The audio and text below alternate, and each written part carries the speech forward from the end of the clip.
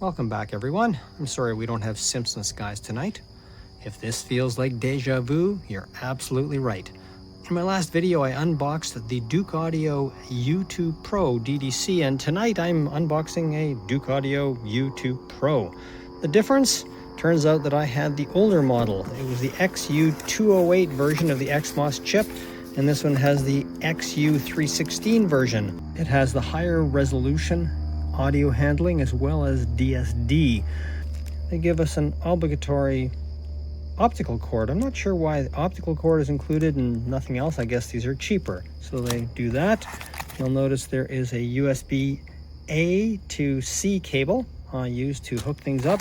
This is probably firmware for Windows for the driver. I suspect this would just work automatically for Macs. And let's get into the actual module itself.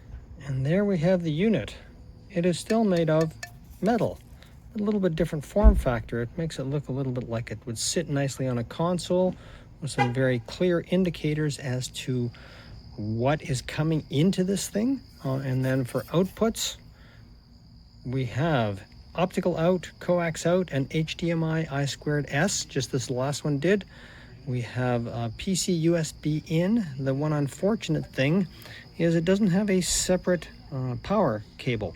So it means we cannot experiment with an alternate power supply, but this now puts it on pretty much even footing with the SMSL unit, the PO100 Pro.